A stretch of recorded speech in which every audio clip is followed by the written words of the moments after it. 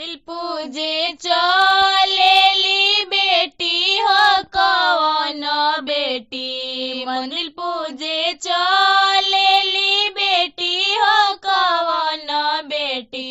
अचरा में घुंघुर लगाइए लाला। अचरा में घुंघुर लगाइए लाला।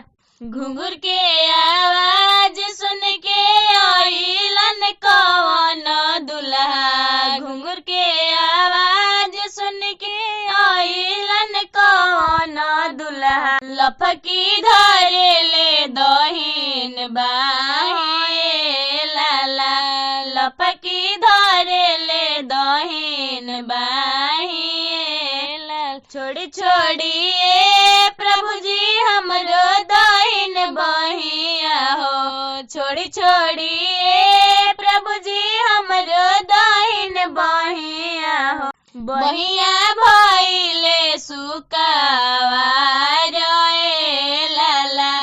बहिया भइले सुकावार ए लाला।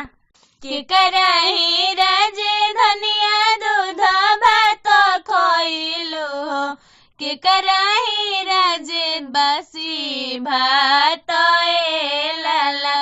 के कराही राजे बासी भात ए।